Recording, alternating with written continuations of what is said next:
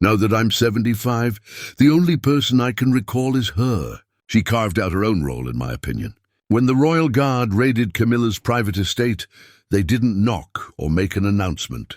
Following directions, they found fragments of the crown that were never supposed to be gone. They had been planned for a silent, long-term sale. With full royal authority, the guard entered and retrieved the things. Prince William landed on the lawn to complete the procedure when Camilla attempted to stop them. This case involved more than simply diamonds. It also involved trust, memory, and the risk of the past ending up in the wrong hands. The monarchy remained in power that evening. It retracted it. It all began with a glitch. There are errors in the infantry log. Sergeant Nathan Corbin saw a short flicker of an odd code on his screen at 6:47. QLPD 192 is a temporary lock. Neither timestamps nor alarms were present. The archivist, who hadn't visited the vault in more than 2 years, was the subject of the memo. In the faint light of Windsor's legacy chamber, Nathan wiped his eyes. There was a strange feeling. The information emerged like a perplexing conundrum as he tapped the entry. The pendant made of sapphire. Her Majesty Queen Elizabeth II is the owner. The legacy archive is being temporarily preserved, pending off-site exhibition curation. Destination Albemarle Heritage Consultants has authorized external referral.le3 approval remarks. This caught him off guard. He had been the one who handled the jewelry. Welsh diamonds encircled a large sapphire in the shape of a tear. It had been worn by the Queen at the final memorial service for Prince Philip. It had never been marked for displays or loans. 3 additional things with the same odd pattern were discovered when he examined the backups. The Queen Mother's 4-strand pearl choker, the coronation brooch, and an emerald coronet. After being routed through Albemarle Heritage Consultants and designated for temporary relocation within the last 6 weeks, all records indicated Norfolk. Leaning back, Nathan felt the weight of the chamber's silence. He'd witnessed the sovereign's orb being held in Elizabeth's coffin as it passed through Westminster. Her voice he remembered from a casual 3 years ago. "Sergeant, these are more than souvenirs.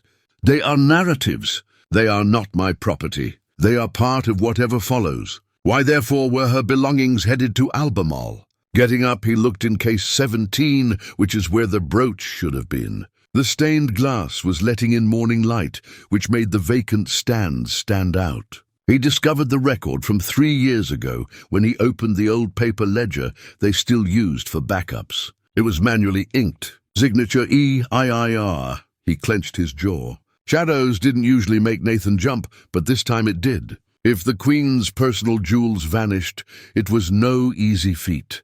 The heist was covered by documents. This required an explanation. Finding the trail. When Nathan pushed the file across her antique tea table, Lady Caroline Whitby, who generally remained composed, arched her brows and closed the door.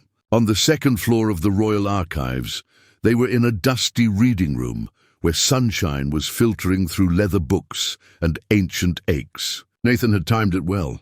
Caroline, her hot Earl Grey in a fragile cup, and years of palace secrets in her head were all that was present. No renovation crew. She frowned as she turned pages of the dossier, studying it as if it were a mystery book. She ran her finger down the lists and remarked that the crates were departing Windsor 12 days apart. "I can't find any security checks, custom stamps, or news coverage. Sandringham is a dead end." She gave a sour laugh. "I assume you're aware of what you're getting into."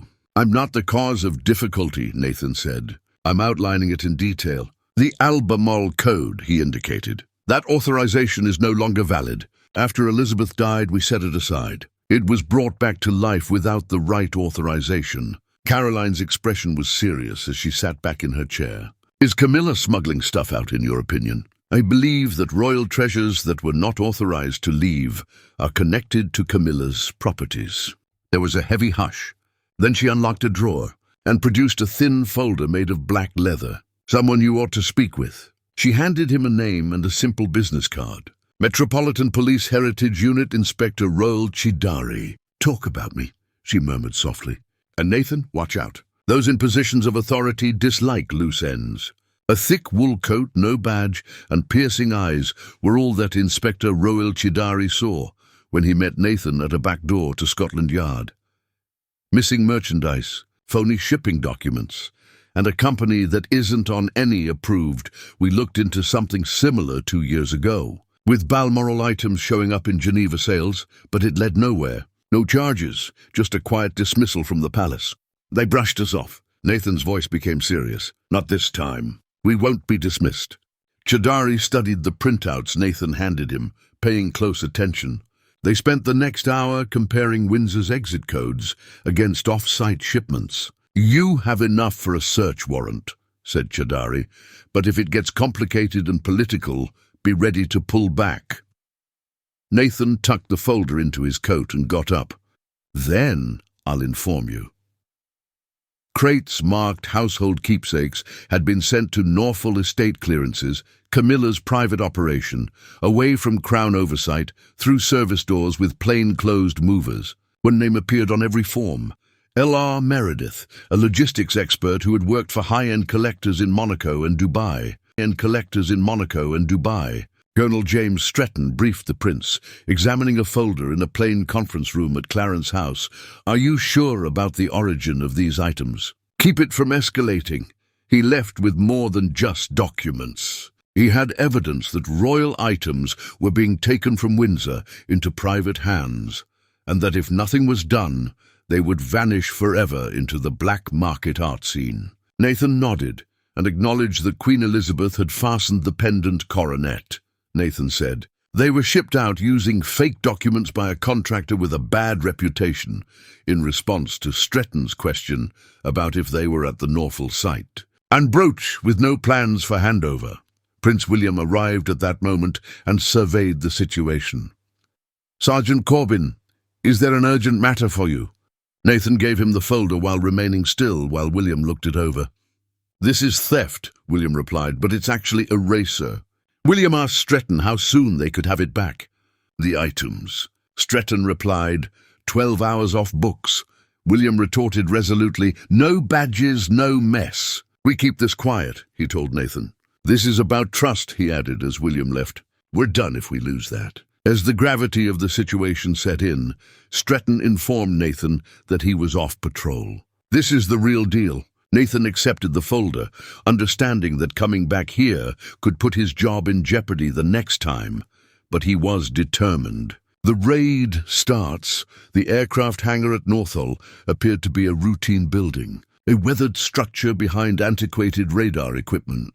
But that grey Tuesday morning became the beginning of a crucial royal operation. Between 2 Land Rovers was a folding table, on which were 6 black folders with operational details, a retrieval warrant, and a briefcase containing Privy Council seals. Colonel Stretton, accompanied by 2 Metropolitan Police officers, stood at the head of the table and gave a direct briefing to the team. As they prepared to depart, Nathan arranged the evidence containers in his Land Rover and verified clear communication with a communications officer. "You are recovery specialists today, not law enforcement. This is an operation authorized by the Crown. No media, no mistakes." Nathan arrived last, aware of the seriousness of their mission, recovering stolen jewelry and memories from the Queen Consort's estate. He recognized Corporal Hamzad and shared a brief shoulder clasp. Inspector Chidari set up body cameras to document everything in case of problems.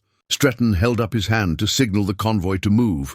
3 Land Rovers and 1 unmarked vehicle, moving silently to reclaim bits of history before it was too late. As they entered the estate, Camilla's Norfolk estate, with its rose-covered gates and well-trimmed hedges, looked elegant, but Nathan concentrated on the security system, pointing out areas that were not monitored, such as the Western Service Road, which had once belonged to the Queen but had been expanded by Camilla with new wings and special storage areas, making it more than just a private retreat. At 6:02 p.m., Chidari presented a warrant to a startled steward, asserting authority over Crown artifacts, and Nathan entered through the service door, where he encountered a nervous young curator who attempted to stop him. Calmly, Nathan explained that they had the right to access the Crown artifacts, and they proceeded to a converted carriage house with a climate-controlled gallery. Inspector Chidari's team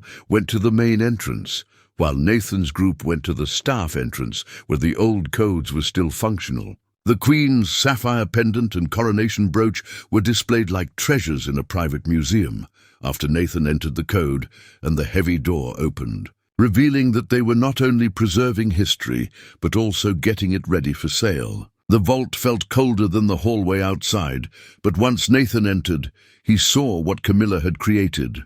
A storage area, an exhibit of royal treasures with elegant lighting and handwritten labels. The location of the Queen's personal jewelry made his chest tighten. The sapphire pendant, which Elizabeth had worn in the mid-20th century, was labeled as mid-century sapphire and Jesus. "It's like robbing a memory," Da whistled softly, echoing Nathan's sentiments.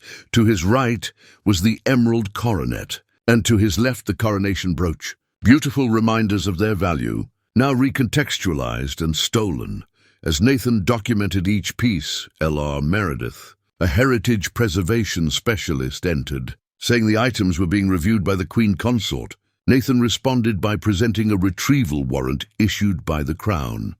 Meredith became a little agitated when Nathan gave his team instructions. Nathan took one last look at the sapphire pendant, remembering how it had once soothed Elizabeth and how it now sat in silence, ready to be misvalued by buyers who had never understood its true significance, at least if he could help it. The rhythmic click of heels on polished stone signaled Camilla's arrival, and Nathan recognized the sound without turning. She entered the gallery with assistance, projecting authority mixed with barely contained anger. "This is private property," she said sharply. Though the atmosphere remained